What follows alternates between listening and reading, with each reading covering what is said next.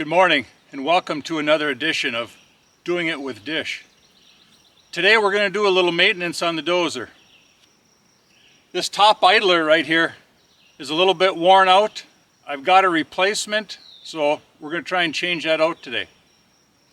Now, I'm not a heavy equipment mechanic at all, but I do have the service manual, and it talks about what's inside here and how the process of changing it goes. So I'm going to give it a shot. In this video, while I'm changing this out, I'm going to talk after the video is made and just try and do a voiceover on it rather than try and explain while I'm doing things here. So hope it works out. Hope you enjoy it. Let's get after it. Okay, so this is the roller that's got to come off. And for that to come off, we got to get the track jacked up. So we're going to place a bottle jack, block a 2x4 underneath it, get it jacked up, and for that track to come up, we got to loosen the tension on the track. And that's going to be done by taking this little cap off, and underneath there is this little valve. So we're going to take that out, and what that'll do is that'll allow that front idler, which controls the tension, to back up and loosen the track. Okay, so we got the track jacked up. What we have to do now is take the 3 bolts off the face of that roller. And then once we do that, there will be an additional 2 bolts on the inside, and those will also have to come out.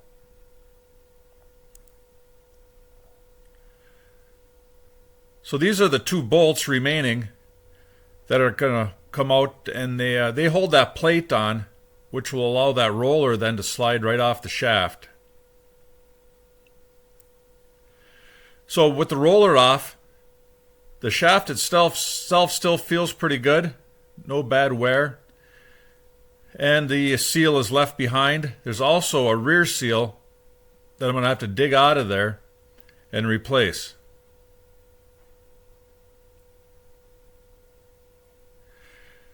This is the new roller here. And if you look inside there, what there is 2 brass bushings. And that's what's worn out on the old one. So putting this new one on should solve our problem. I'm also going to pre-fill that with oil to make sure I get plenty in there. So now I got the rear seal already in place. The other seal is on the roller itself, and then they made up.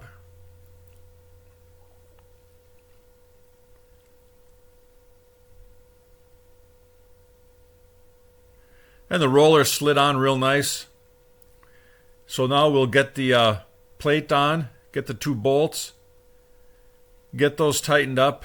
And there was not a torque spec in the manual itself, which I thought there would be. And that controls the tension on the 2 rear seals, hoping they don't wear out prematurely.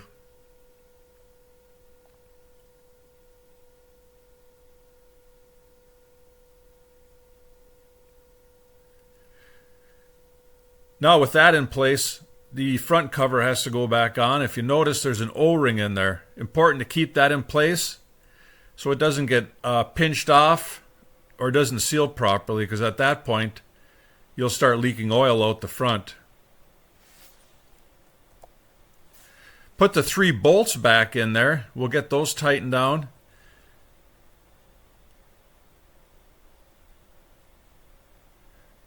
Just grab the impact quick and give her a little shot to each one.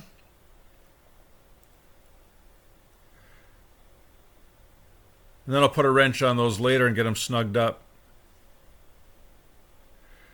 So what we're going to do now is take out this little Allen wrench plug in the end. And that's how this roller is filled with oil. So what I've got is a squirt can to squirt oil in there. And it should be about half full and oozing out that front. Now that that's done, we'll get that plug tightened back up. And that roller is fully lubed, spins nice, should be all set there.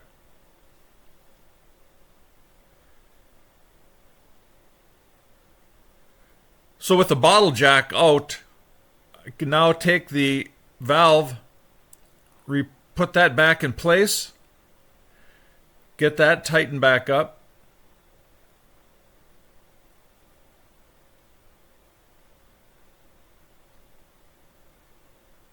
And then we'll put the grease gun on there. So what I'm doing here is pumping grease and extending the front idler, which in turn tightens up the track. So what I'm going to do here is tighten it up to about what it looks like it should be. I'm going to run it for a little while, recheck track tension, and if I need to, I'll take the cap back off, give it a little bit more. Another good day down on the property. As you saw, the roller on the dozer got changed today. Now I'm going to take that old roller and I'm going to pull those bushings out, get some new bushings, put them back in, and I will use that roller as a spare. Hopefully that one I just put on lasts a long time. So we're going to close out today with a little bit of scotch, of course. And what I have today is a Port Charlotte. And if you like a peated whiskey, you're going to like this one. Lots of peat, lots of smoke, very easy drinking. It's one I highly recommend if you like a peated whiskey. So let's enjoy. Until next time.